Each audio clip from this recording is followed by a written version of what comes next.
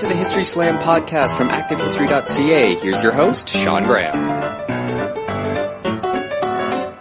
Thank you, Adam. Welcome to the History Slam, everybody. I am Sean Graham, coming at you today nearly live from Ottawa, Ontario, where we continue the Historical Thinking Week here at Active History. And today we're going to be talking about teaching history at the high school level, some of the challenges, some of the strategies that accompany teaching high school students history in 2014.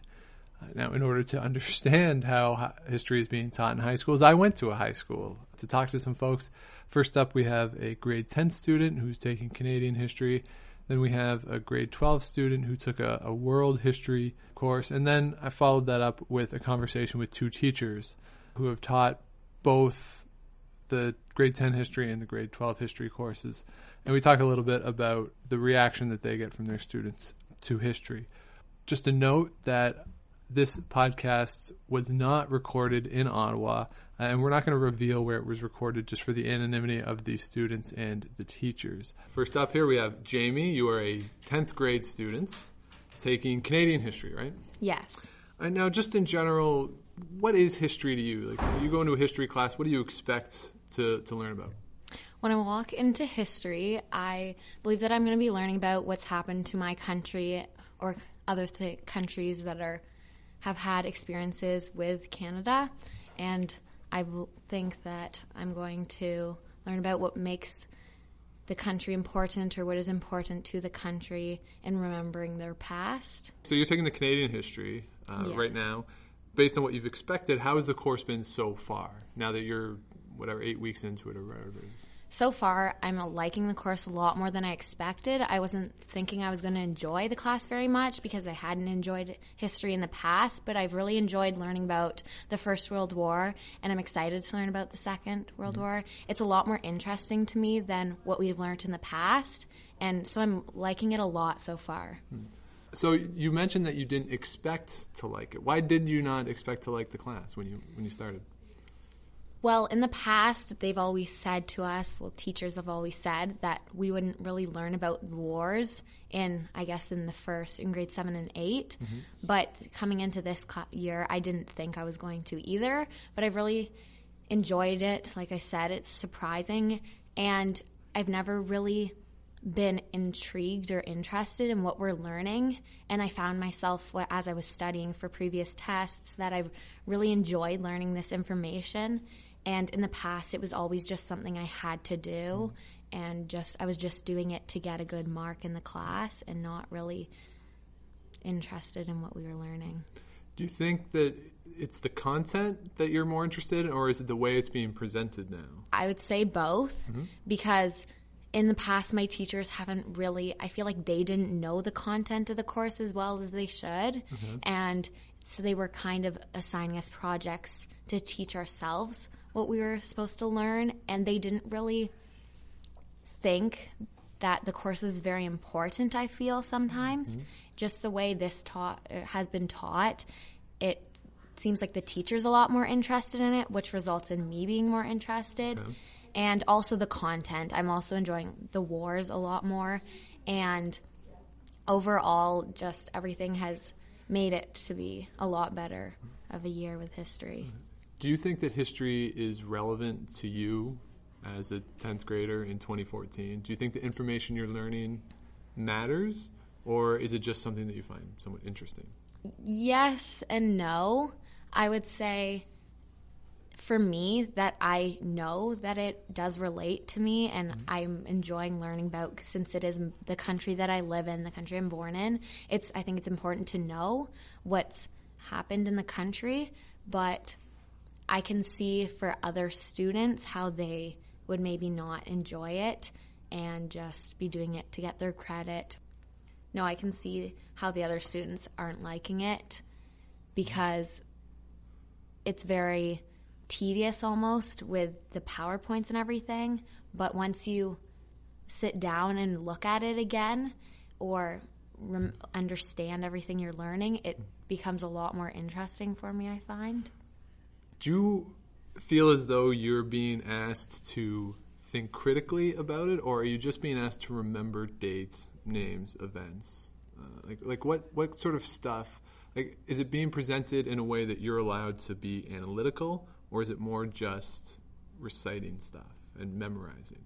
This year, I would say it's a lot better with being able to be critical and analyzing things, and that also is probably something I haven't enjoyed about other courses, that I'm not able to analyze it or really think about it. It's just the dates and everything. And when I think about history, well, coming into this course, I thought I was just going to have to remember a bunch of dates. I wouldn't be very good at that because I usually don't have the greatest memory for things like that.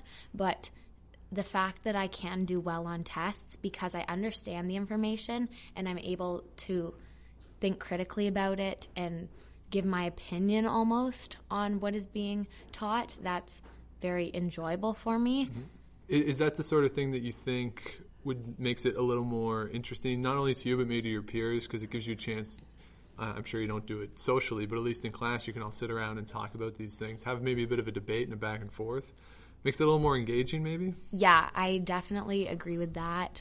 And also, some of my friends who had previously taken it, they still talk about it to this day, and they're still done the course, and they say how much they liked history and everything to do with it. And yes, it has been one of my favorite courses so far this semester, because I feel we do talk about what we've been taught after, and it still stays in my head. And then just finally, what's your sense of kids or your classmates' perception of history? If you had to sort of try and summarize maybe just the room that you're in with that particular class, I mean, what is the sense of the course? Are most people like you, or are most people somewhat withdrawn, and maybe how you used to be, and maybe a little more reluctant to really engage in it? I would say this year my class has enjoyed history a lot, and it is an interesting class, I find, for a lot of people, as everyone's contributing to the conversations and discussions. But when it comes to the work after class or projects and tests, that's when people start to slip. But the actual content of it, people enjoy. And do you think, what do you think is maybe the best way for people like me who are trying to who talk about history a lot, and we do it professionally, to get people involved or get people interested in it, get people your age interested? What sort of strategies do you think work best to get high school kids into history? To get high school kids into history, I find you really need someone who likes teaching the course, who is passionate about the course almost, to get the other students to be the same way with it, because in different courses, some people, they don't like what they're teaching and they don't really care if the students are going, if they like it as well. So if the teacher is very interested in the topic, knows what they're talking about, and wants the students to be successful, I find that's very helpful for all students. So it sort of sets a tone in the room and everyone sort of picks up. Okay. So really that presentation style is key. Yeah. So as opposed to, so do you feel as though then that, let's say you were learning about the 18th century instead of the 20th century, that the way it's being presented would still be engaging to you? Yes, I think that if I had been taught the 18th century with more interesting concepts or different ways of teaching it, then it would have been more interesting. Thank you so much for doing this. I appreciate it. Okay, no problem. Now we're here with Brianna, and you're in the 12th grade. Yes. So you're in your last semester of high school. You're about to graduate, and you're interested in history, not only doing it at a post-secondary level, but as a profession. Yes. So exactly what do you want to do? What's your goal? I really want to go through university and get my undergrad in history and be able to teach it to high school students. And I really want to kind of go around the world and teach history, I guess, from the Canadian standpoint. I want to go to Europe and Australia and New Zealand, teach English along with history kind of together. Okay. So what is history to you? Like when I say history, what does that mean to you? What is the term? When I think of history, I think of the events that happened in the past that usually shouldn't reoccur. Usually when you think of history, to me, I think of things that are lessons that we learned rather than events that we have to memorize, because I feel like even the bad events or the events that weren't as impactful are still lessons that we can bring into modern day and the future. So you feel as though history is really relevant? Yes, I do. So do you feel as though maybe that there's a general lack of knowledge of history and maybe that's a detrimental thing to society? I think it is. A lot of people in society, especially classmates, they don't take history seriously, so that when they go and they learn about it, they just memorize the facts and they don't really bring it into their own life or their own kind of ideas on their decisions, where I personally like to think of history as lessons that you can learn and bring into your life. So, do you think that your classmates feel that way because of maybe the way it's being presented? Or is it just that they don't think the content's relevant? Like, what do you think the cause of that is? I think that a lot of students don't tend to enjoy learning history is because of two main reasons. I think that the first reason is because it's difficult to teach history in different methods. Usually it's a PowerPoint or a handout. And the other reason, I think, is that oftentimes when it is taught, it's taught as something that you need to memorize, whereas it's not really like a story that you can grasp. It's more facts and events that you need to memorize. So what is it that you really like about history then? I really enjoy history, and I really, really like telling people and kind of teaching people about what happened and what kind of that brings to the future and what happened and how that impacted today, and how if that reoccurs or if that happens again, what could happen in the future and how we can change things because of our history. Within that context, looking forward, how aware are you of sort of the back and forth that goes on at history or in history at the post-secondary level? Are you conscious of that, or are you more thinking of it as this narrative story as opposed to something that gets analyzed and there's critical debate going back and forth? So there's not really one version of history. Is that something that you're really conscious of as you're going through your high school? I think that to be able to analyze history, you need to make sure that you grasp it fully. And the best way to grasp it is to be able to put it in a story and a concept where people can kind of absorb it and really understand it. Then you can take it and analyze it using different tactics or different points of view. But you can't do that until you thoroughly understand what you're talking about. I guess the issue then is, how do you get people to that point where they can analyze it, right? Because you said that some of the memorizing is not very exciting and it's not very accessible to people because it can be kind of boring just to memorize. So how do you think we get people to that point? I think that it takes a teacher that is willing to use different methods of teaching history rather than being stuck in their ways and kind of just doing a PowerPoint every single day. You need to be able to bring in technology, bring in different resources, and be able to kind of maybe involve drama or anything that's up and getting up and being involved. Because if you're sitting in your chair, it's just, you're going to hate coming to the class, you're going to hate learning it, because if you're always sitting taking notes, any teenager, anybody in the world is not going to like that. So you think it's really more about the presentation of the content than the content itself? I think it's balanced. I think that if it's presented well, then the content itself will speak for itself. If it's presented poorly, then the content won't reach the audience, I guess, that you're trying to portray it to, because they're not listening. Right, but then but what I'm saying then is in the way I think you're explaining it is that you can make something like the Irish potato famine or the Second World War are equal in terms of their interest level, depending on how it's presented. Yeah. So if someone maybe isn't interested in a time period, you think that can be resolved through a different presentation method? Yes. Okay. I do.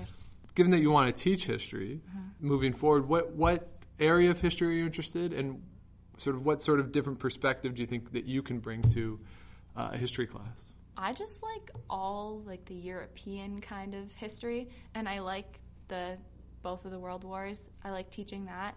I think that I would bring a much more enthusiastic, because I'm a very enthusiastic person and I like to think differently. I also usually put myself in a different point of view than the majority of people. So I think that by having different viewpoints, it would be easier to teach history and kind of analyze it. And do you think that your experience in high school has shaped that for you? Yes, I've definitely fallen in love with history because of the classes that I take in high school and the teachers. So you want to do a history major next year? Yes. In European history? It's just a history major. Yes, but your focus, you think, in your course selection would be Europe. Probably, yeah. Okay. So then back to that other question then, why Europe and not Canada or the United States if it's about the presentation?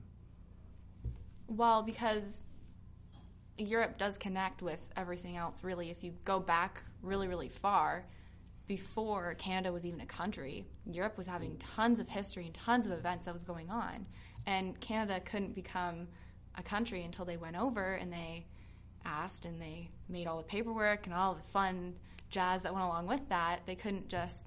So I don't think analyzing Canadian history is really enough. You'd have to go back all the way, which is European, which connects. Well, that sounds good. Well, thank you very much for doing this, and all the best. Thank you. And finally, before we go, now we're going to talk to some teaching professionals. Best in the business here. We have Sarah and Dave. Welcome to the podcast. Thank you. So we were talking to a couple of the students before, and the sense that I really got from both of them that in learning history, they cared a lot more about the way it's presented than the content itself. And I'm just wondering if that's similar to the reactions that you get from a lot of your students. I find for sure, and I've only been teaching history for 2 semesters now, but the delivery definitely matters to the current students. They're so electronically driven that old style of a classroom has gone the wayside, and as much as it was effective and it's still, the content, the material is still there, that delivery has a negative impact on the students and they tune out and will find ways of distracting themselves. Yeah, I think that the teacher is the hook, not the content. You hook them with your delivery method, your engagement, your passion, and the content is then just the secondary thing. So you don't feel boxed in by, let's take the grade 10 course, that you start in 1910 and are expected to get to whatever it is. Is it to the year 2000 or is it free trade? I've never gotten past 1950. Right. So you don't feel boxed in by having that period and saying, this is what I have to teach, as opposed to maybe something else. Like, let's say, Quebec separatism and the FLQ crisis. And maybe that might be a little more interesting. So you don't feel maybe boxed in and say so somewhat restricted in terms of the content because you feel as though you can reach them through the way it's presented. I feel boxed, totally time constrained. Right. There's so much put into the curriculum. There's just no way you can do anything justice if you were to try to cover everything. And so that's why I give up on the second half of the century in many ways, just to have the quality rather than the quantity. Having said that, when I first started teaching, the way we went about it was thematically rather than chronologically. So one unit was French-English relations. One unit was Canada at war. One unit was Canada at home. So then you were able, within that umbrella, to pick and choose the things that would... And I really like that rather than just the strict chronology. I don't have any experience with anything other than teaching it in order, but I find the exact same thing, that you do end up missing out, and especially with grade 10 boys, there's always an interest in the wars. So you can be speaking to something and a kid will bring up a concept or an idea that happened, and it's like, so where does this fit in? And you're like, well, I can't speak to that because I have to keep going, otherwise we won't make it past 1953. Right. And that part's hard because you have that interest piece of the students, and it's like, well, I have that engagement, so should I run with that, or do I focus on the fact that I have to get through so much time in terms of a time frame? What then is the goal of the class? Is the goal of the class to teach the content, or is the goal of the class to teach the methods and the critical thinking and the analysis skills, and then subsequently the writing skills and all that? I mean, as a teacher, what do you want your students to really get out of the class? Good question. Well, according to the ministry, we're heading towards that historical analysis with the new... Skills-based. Right. Thinking skills and writing skills, research skills. Content is secondary. Secondary. Yeah. Right. You use that to back up your point of the why question. Is like strand A is everything about the why. Why are we studying this? What does it affect? Well, sorry, I was going to say, it is unfortunate because on the other hand, as a proud Canadian, I really feel there are things that students should know about Canada's history. That's just straight content, that they should have a good understanding of what has gone before them. And I find sometimes, I'm getting in some ways the feeling that that's being edged out over this idea of more emphasis on the skills. It's not that the skills should go by the wayside by any means. Do both, but I just kind of feel like maybe from above there isn't that push to be so much about Canadian history is important. It's more about critical thinking is important, and it is. But you can learn critical thinking across several subject areas, and yet I feel very passionate that they need to know Canadian history. Well, it is the only history course that they have to take, so there should be some Canadian content involved. Is it maybe increasingly frustrating then that you have to then cram it all into whatever it is, 4 months or 5 months, whatever a semester is, that you have this sense that you want to teach all this content, but then you can't. You just don't have the time to do it. And then, so I guess the question becomes, how do you create a class that allows for some content, but also has the skill development within that time constraints? It strikes me as that I don't know how to find that balance, and I'm sure that's something that you would struggle with every day in that class, right? Yeah. I think the hardest thing is finding the time to think about that and put a course together that finds that balance. Because again, 17 years ago, it was fairly content-heavy emphasis, and so I find that being able to rework your course and improve and everything is necessary, and yet time for that is often an issue. The other constraint, though, was the grade 10.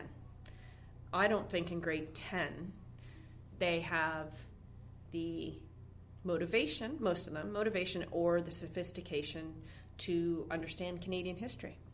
If it's the one mandatory credit and we want them to know some Canadian history, I think it should be in grade 12, ideally, maybe with a few more years of maturity under the belt, because we all know when you talk to anyone, as they get older, far greater appreciation for history, want to know more. How many people have said, oh, I wish I'd paid more attention to Canadian history in school, or I wish we'd learned that in school.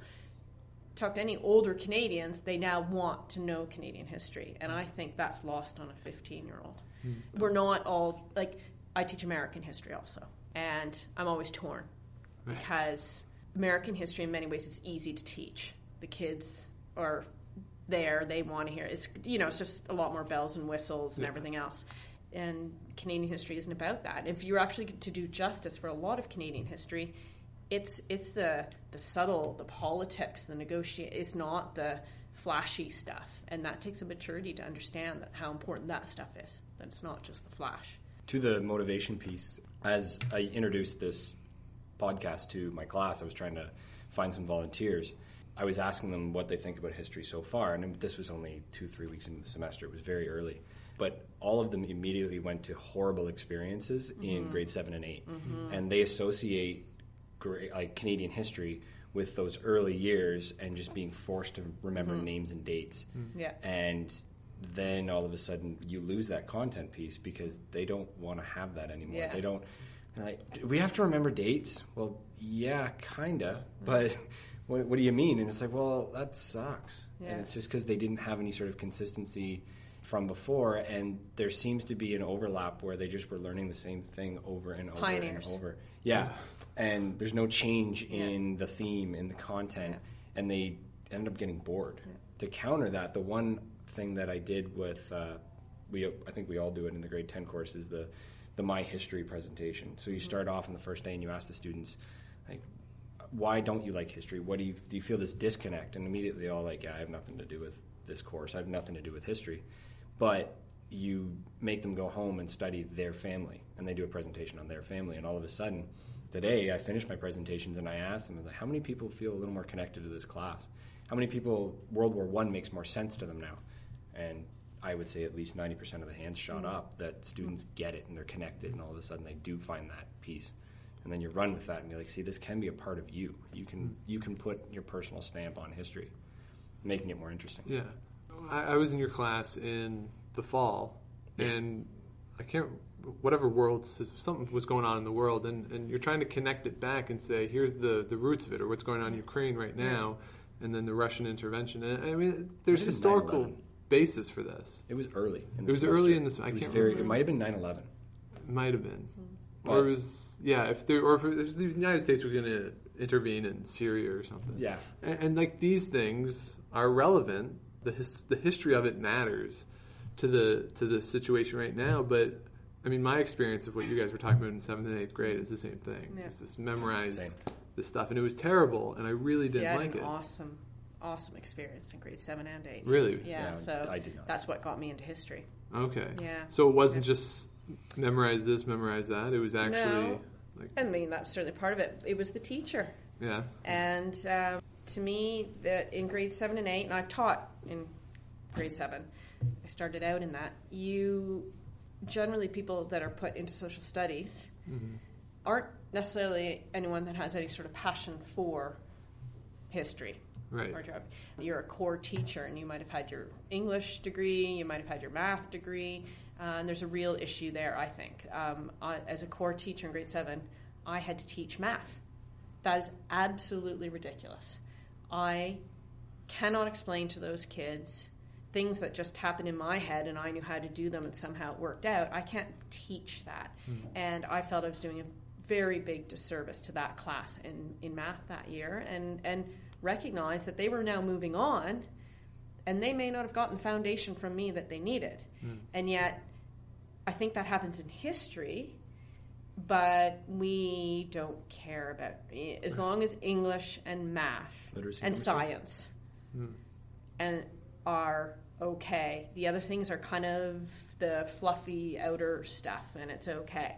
And that comes through even in high school. Extra help. No one comes for history extra help. And yet math extra help is packed every session. The parents push the kids for extra help. The kids feel they need to go to extra help to get their head around it. History? Nah. And the parents don't see it as important. And it's the same idea. You need some more talking with your teacher and going over stuff. But no one does that for history. Why do you think that is? Is it because they don't see it as an avenue for post-secondary? Or is it just a general malaise about the subject? Yeah, just don't see it as important. I just think it's secondary to everything else. But you also said the connections to the modern things. They also don't see themselves as connected to that. You ask most of the grade 10s, look at what Putin's doing. Look at what's happening. What are we going to do with Crimea? This is World War II starting out all over again. Let's make a connection there. And they're like, who cares? They have they don't see themselves connected to external, particularly political and possibly world-changing external events. Is that more recent? You've been doing this longer than Dave, but has that been a trend, or is that something that you've noticed your whole career, that the students can't make that connection to the past, or even just world events? That there's sort of there's this insular nature to high school. Yeah, I think it's part of the beast of being a 15-year-old, right? Your teens are self-absorbed. Their world is literally what's before them to some degree. It's the exception. It's the kids that are the ones that we label the bright kids, that are curious, that do want to think beyond their own neighborhood. That lack of curiosity is another thing, and that gets hammered out of them in elementary school. Right. The majority of them, and so they don't question and they don't look, and their eyes aren't open, and they're not listening to news. I think it's changed a little bit because we used to only have a few channels of TV, and the family had to decide, and the parents maybe. I watched 60 Minutes every Sunday because that's what was on the one TV in my home. So I knew what was, and now everyone just goes to their own bedroom, chooses whatever they want off of Netflix, and there's no need to ever find out what's going on in the world. So is that maybe your biggest challenge coming into a history class, is to try and overcome that, as opposed to maybe, whether it be the strategies or the amount of content that you have to cover, is actually trying to get them invested? Is that the biggest challenge, you think? Light a spark. Yeah. Because I'm just wondering, how is your first 2-3 weeks rather than sort of laying the groundwork and saying this is the lead up to the First World War, or is it more maybe general, saying this is history, this is why you should be interested in it, this is why it's fun, and this is why it's good That's for you to know. That's what we start with. Yeah. Like, what is history? Why do we need to know history? There's no content, and as we said, and then we go into what's your history, right? So that hopefully then along the way they can, oh yeah, drop my a name. grandparents. My grandparents lived through the Depression or what have you. Although then we're also getting to the point where their parents, my parents lived through the 70s.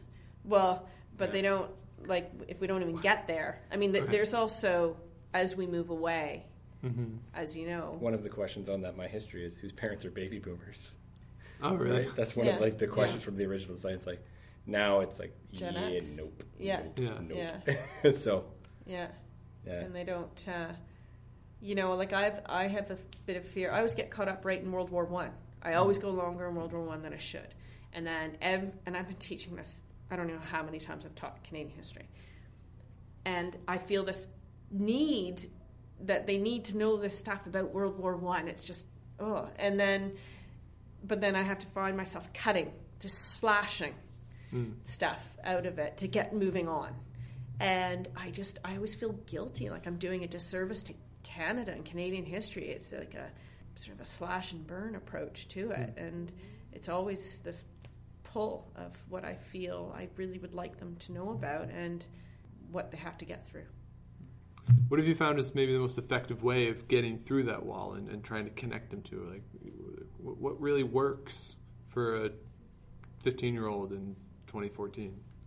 Department head is very big on this, and I've been doing this as well, probably coming out of phys ed with that. But build relationships with the kids, and if you can get them to buy into you, and it goes back to what you were saying, Sarah, about the delivery. If you get them to buy into you and your approach to it, then they will listen, and they will be guided by it. But if you come in and you bored them, or you come in and you immediately start talking about the causes of World War I on the first day, it's like, oh, here's another history class. Like, just write down some notes.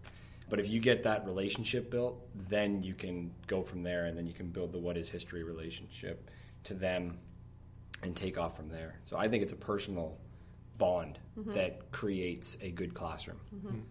I find that they need to see me as a person. I let my students into my life to some degree. There's some teachers that the kids don't know anything about them. My students will know about my family, my British husband, my 2 little kids driving me nuts.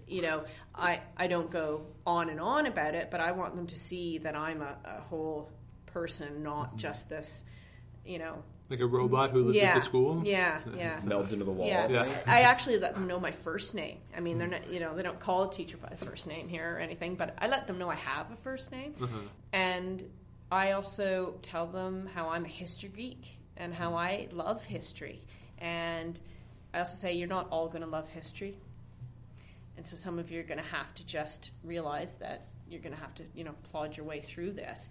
But I'm hoping that some of you, it'll rub off on you. And I think that when I've talked to students, one of the things, and this is just what Dave's saying, just the teacher's enthusiasm and passion for it, even for the kids that aren't going to do any more history, but at least it was all right. It was pretty interesting. They kind of give you some credit just for liking you and your enthusiasm, and if they can somehow see you as, you're all right.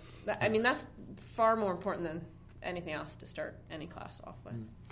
I want to get back to something that you said earlier, Sarah, about the maturity level of grade 10 students in teaching Canadian history. Because one of the things that's really important, I think, in teaching history is to present multiple points of view, multiple versions. Say the First World War conscription and the different points of view over conscription. How hard is it to teach multiple points of view and try to explain that there isn't one version of history? That's something that it took me a long time to understand in high school classes. And I mean, just how do you do that?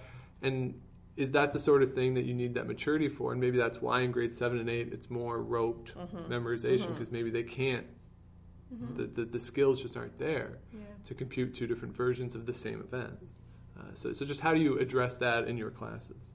I think they can look at it from different angles once they're aware that there is. One article I use title of it is History is Written by the Winners. And so then we get into whose history is it, whose history is in the textbooks, like who got to tell their story. And the fact that we need to look at the people whose voices weren't or aren't as commonly as heard. At least we're getting better at that. It's still sort of throw a little, text box on one side of the page. Yeah, did you know? There were Native Canadians that fought.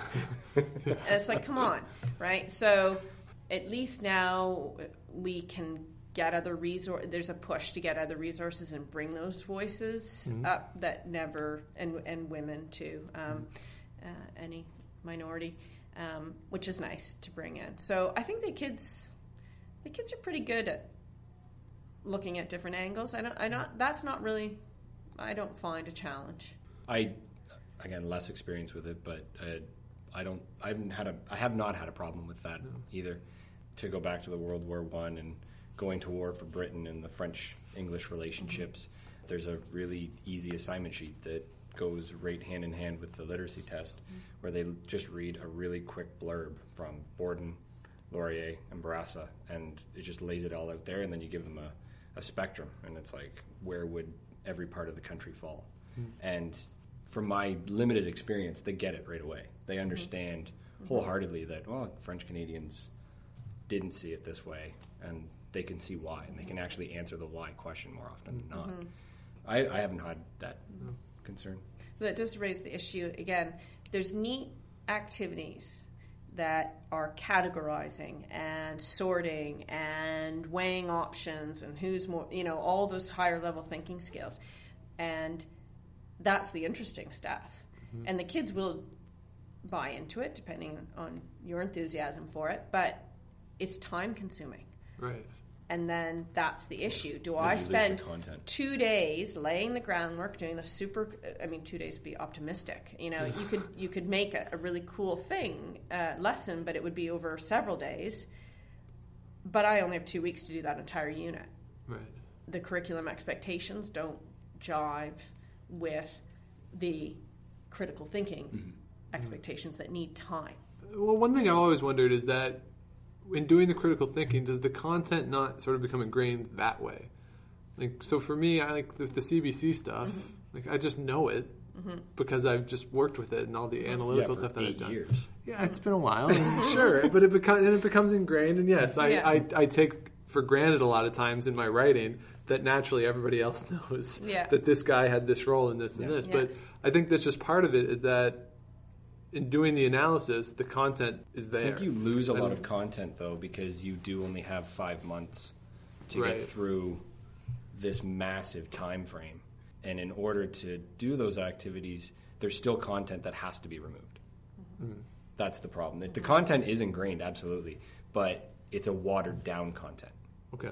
Or it's content for just for that activity. Like if we say that, the reading with the leaders and conscription, so they'll get those guys and their opinions and everything else, but that will come at a price of having to chop something else out, and you have to make that decision where to cut and where to expand, Well, and I guess the question is what is of greater value, is being thorough on one thing at the expense of something else, or doing both things really quickly and really not going into a lot of detail on either, and which is more beneficial for the kids. And is that maybe a decision that you would make based on the students, that particular group, or just sort of maybe on your overall pedagogical philosophy?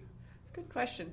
I have found, particularly with the applied and essential kids, but also with academic kids generally, it's amazing how many of them just want a textbook with a worksheet.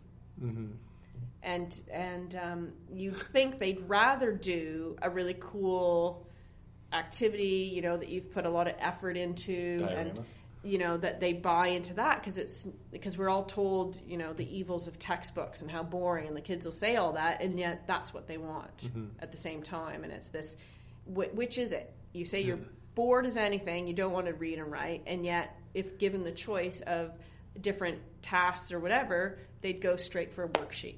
Right. And it's why do you want that rather than sitting and talking about stuff, or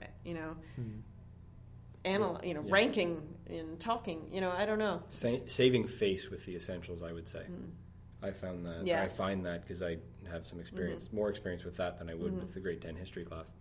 It's hard to get them to communicate because they're on this tightrope of, I don't want to sound dumb and I don't want to sound smart.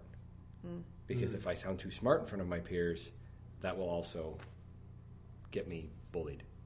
Right. Comments will be made because, kiss ass. And, right. And this brings me back to something I was thinking when you were talking and how it gets ingrained, you pick up all that stuff. But you are in the top whatever percent intellectually, degree holding, a spark for education and lifelong learning. You are too. Okay? We all are sitting here. Yeah. But if you were then to look at the classes you serve, that's not the face of, right? And so, they're saying, every kid can learn. Yeah, but not until they're ready or interested. Not until they're ready. Yeah, and we had this discussion before. They might not be ready to learn until they're 22. Right. There's some people that, and as I've said, it's when they're 40. I wish I knew more about Canadian history. Or they pick up a Pierre Burton book because now they're interested in it. But it took that long for them to come around. And that gets back again to me. I always kind of say, at least a couple more, if it was grade 12, I might have more of a chance to get a few more of them buying in than what we are getting. Yeah, Pete Holmes is a comedian. He has a bit about this, about how school is wasted on children. Yeah. Is that really school should be for adults because adults are interested. Yeah, absolutely. And they would enjoy it a lot more. Yeah. Let the kids just run around and do whatever they want. We can go to school. Yeah. And the interesting thing, like when I say pick up a Pierre Burton book, that doesn't have to be a university grad. No. That is finally the guy who has been working in a garage since he was 18, but now he's got an appreciation for it. And I think that's, again, my whole thing, especially with Canadian history, is Canadian history is great, but you just have to dig a little deeper to get that stuff than you do with some. We're inundated with American history, and it's Hollywood, right? Yeah. And so that's where the kids, you don't get Hollywood. They don't see that in Canadian history, then a lot of them switch off. What role then do you think the civics course has? I mean, could the civics course not help to push that a little bit more? Because to be a citizen, you need this background and connect those two courses somehow. Or is the and that used to be in the curriculum. Like, remember I said thematically? Yeah. One of the units was Canadian government. Right. And you did that. And usually you did that first And just then to that lay was the groundwork. taken out That was taken with- out to make a half credit of civics. Yeah. That was the idea anyway. I personally find that the civics course is rushed because it is only a half credit, and that it deserves a lot more time, and that the careers course should be wiped out because, as we were saying with critical thinking can be taught in every subject, careers can be taught in every subject, and you can easily find time to fit that into a course, and it doesn't need as much time as it gets in a mandatory course. And if you were to make that civics course a full course, maybe make that the grade 10 history course, and then move that grade 10 Canadian history course to your 11, 12, like you were saying. 2 mandatory credits. Yeah. I mean, and thinking about what is our purpose. Ultimately, what's our goal? Like, are we trying to... We're shaping citizens. We want them to vote. We want them to be informed. We want them to think critically and look at their options when they're voting. And, yeah, I would totally think... I think civics could be a full... Oh, and it used to be way back. If I talked to my parents, there was a course that, and many American jurisdictions, civics is a full length course. Yeah, it's a bit of a blur the way we have to do it. Like I have kids now that I have a large portion of my class now that I taught civics careers to, because I had 3 sections of it last semester, and I'll ask them questions about what we talked about, and it's gone because you have to fire through it so fast. And yet, if you'd had time to do some really neat stuff and look at political issues and how the parties have shaped around that, like the mock election assignment that of days past, I don't know many that do it anymore because you just don't have time to set it up, because you talk about the time that one activity takes. Well, that's a fantastic activity, and it really shows everyone like party building, the actual election process, everything that goes into voting. But to do it properly, you're looking at least 2 weeks. And your course is only 8.5 8, or something? yeah. And now you're going to do all of the active citizen and the global citizen and everything else that goes along with it. It's like, how do you fit that in? Like, how do you make something worthwhile? How do you make that a worthwhile education? I don't know how you do it with the way the system's set up. And the other pressure, and I always say this, is that it would be great if I could teach these courses and not worry about evaluating. Yeah. That's the pressure to produce marks. Like we just had 5th week reports, which means that you've seen the kids for 4, and then you're supposed to put out this report. And it's not just a anecdotal, how they're getting on, are they engaged, have they been showing up on time, that kind of stuff. You can comment on that, but it's a mark book printout or software that generates the marks. And it's a mark book. I have 1 mark. I have to lay all sorts of groundwork, and it always bugs me because I know that there's other teachers that it's almost a bragging right or something have pride over how many marks you have in your mark book.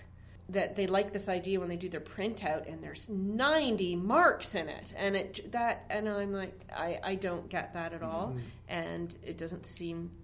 But there is that pressure, external, above and board, ministry, parents, to, evaluate, produce marks and everything. And I just always say it'd be great to be a teacher if we didn't have to evaluate.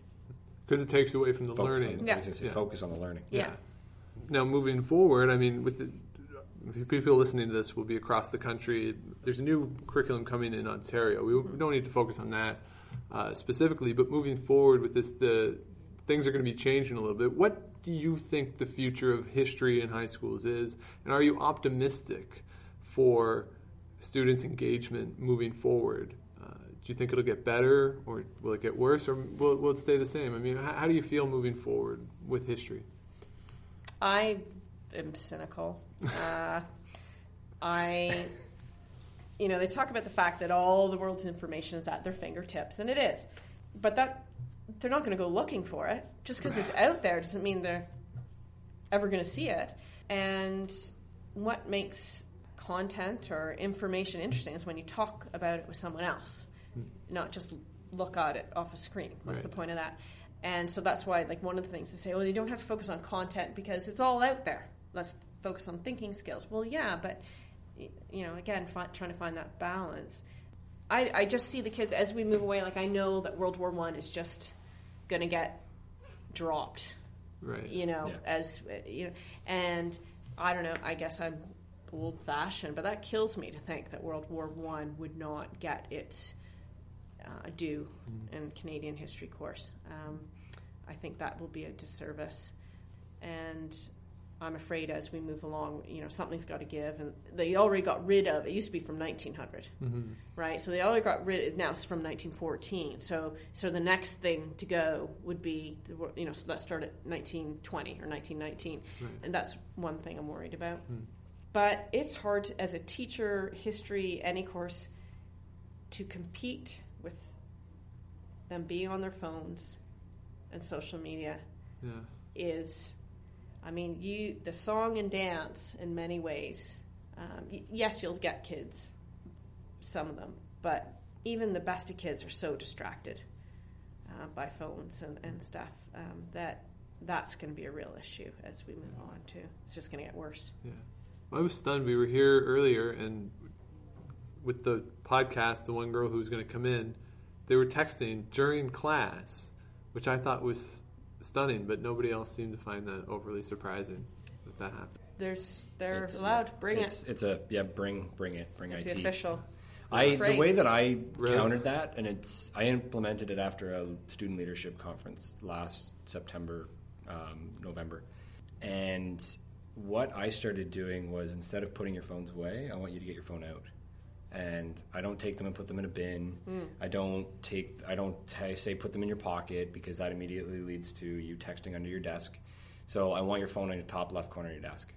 And I know everyone's got something. All right. And you find out very quickly the kid that doesn't, right? The rare kid that does not actually bring a phone or an iPod to class. But your electronic device is in the top left corner of your desk, and now I can see it. Keep it where I can see it. It's that model, and it actually has been very effective. And now all of a sudden, whenever I'm doing a scan, I'm not necessarily looking for kids that are staring down at their crotch. I'm looking, and I can see that a phone is out on a desk where it's supposed to be, and everything's good. But when I see there's some phone missing, and you're looking at your crotch, okay, well, now we got a problem.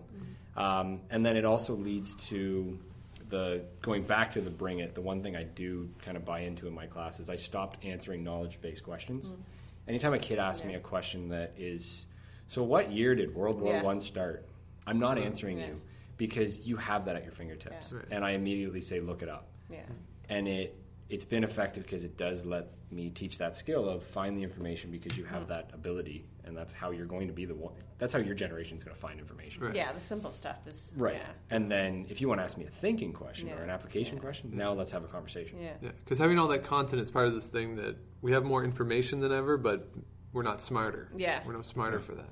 Oh, there's a fantastic demotivational poster flying around that one of the teachers here showed me of the moon landing. And it says that they have less technology in this picture than your grade 8 son or daughter has on their cell phone, and yet they can't pass math.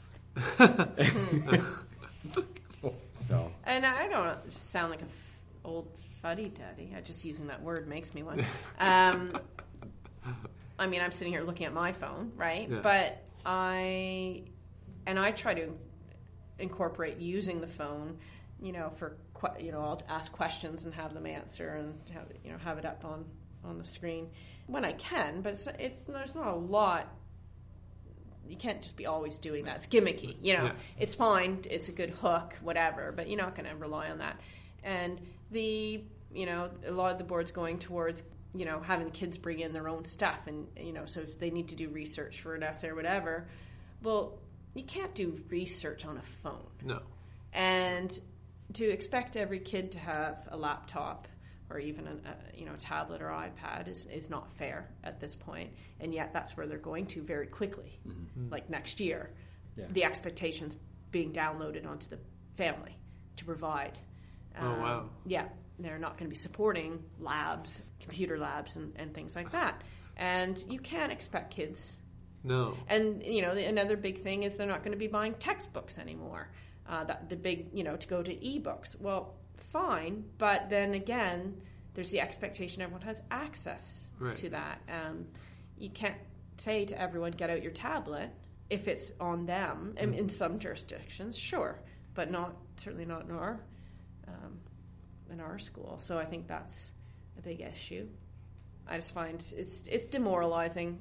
I think I'm pretty good at getting the kids to buy in and listen to me, and I try to use humor and all that stuff, but it's still demoralizing even when you think you're really doing a good job and you still look out. And I haven't done this on the desktop thing, and half of them are looking down at their crotch. And I talk about respect and how would you feel if you were up doing a presentation and no one was making eye contact or following, and that might make them feel guilty for 20 minutes, but they cannot. The addiction to social media. That's what it is unbelievable. I had a student. They did presentations for an assessment, and I was giving them feedback as groups, and I'm talking to 4 of them, and he's on his phone, standing in front of me on his phone. It's an addiction. It's not just. They certainly don't see it as rude or disrespectful, and I get that. They don't see it as that, but they need that immediate feedback constantly from peers and everything. It's unbelievable. Yeah. So then trying to get them to be interested in women's roles on the home front during World War II, you're up against pretty tough competition. So not an overly optimistic. I'm afraid forecast. Not. No. I'd like to be. Mm-hmm. I really would. Yeah. So then, but then maybe it's inherent on us, and I'll include myself for what I do at the post-secondary level to meet them on those terms then. Yeah. Right, and come up with new strategies and continue to evolve, and which I think is what we're. Is what you're saying. We're constantly trying to do. Yeah, and that's what you're saying, and the old methods won't work anymore. Yeah, and I there's some great things online in terms of simulations and activities. Totally. I know a website that's really good with a lot of stuff on it, a lot of written stuff. Yeah. No, but and interactive things like McGill, McCord Museum in McGill, the 1920s, and you get pick your outfit and you go to the beach and how you act, and the kids, neat stuff like that. But that creates designers and creators, and I don't have the skills to create those things. I count on someone else doing it, and Canadian history is not where people are putting their budgets towards to create these things. So I'm trying to do blended learning in my classes. I do use Do2L as my class website, and I put stuff on there, and we have online discussions, and they drop their assignments there, and then there's some ministry content that I put on there, and some of it is good, there's little interactive things, and some of it's horrid. Right. If I could get a really good overall course, that I'd use more of it, but it's just the stuff's not there, and the budgets aren't there, and the time to learn it all is not there, and it just, the constraints. And we have to provide our own equipment. Right. Like, I'm wanting to go to the Google Apps in Education conference. It's on a weekend. Okay, fine. So my 3 and 5-year-old won't see me for 2 days. The only 2 days they get to see me. I'm willing to do that. Oh, okay, I'll take my outdated laptop that doesn't have a touch screen, and I'm thinking I'm going to go there and everyone's going to have a tablet or an iPad, and I'm going to look funny. And that's me. How are the kids feeling in classes that don't have that technology? Right. And it's not like, I'm not getting it from my employer to then be able to use. Any other place, if you're expected to use technology, your employer provides it for you. Right. If I want a tablet, I got to buy it myself. I don't even get a tax break. You would think at least we could, a partial write-off for things that we're using for our work, but nothing. And so there's just so many, you're teaching with one hand tied behind your back, so to speak.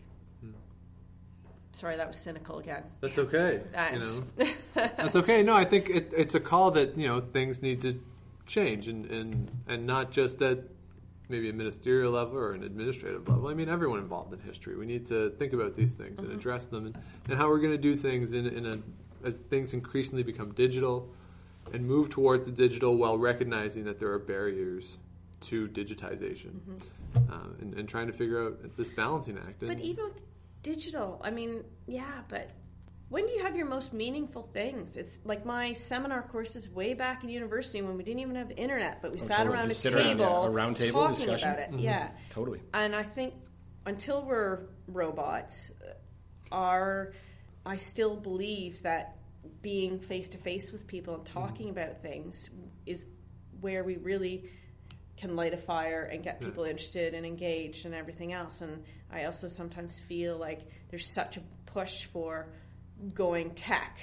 that you're seen as sort of, a relic if you want to hang on to doing a Socratic lesson and throwing out questions and trying to get the kids to think. Yeah. I mean, I agree that the value is in that seminar, but it's getting people to that seminar and how to hook them in to get them to that point.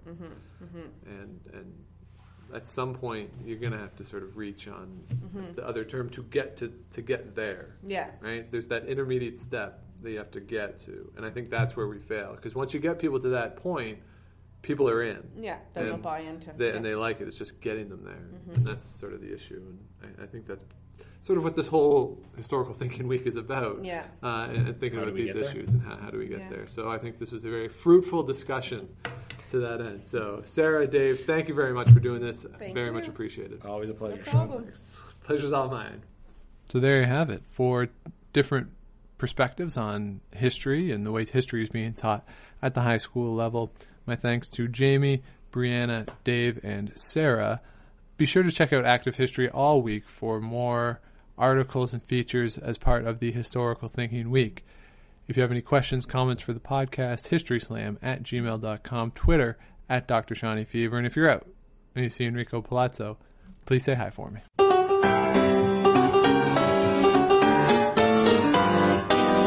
Thanks for listening to the History Slam podcast. Be sure to check out Active History for more features, articles, and be sure to subscribe on iTunes.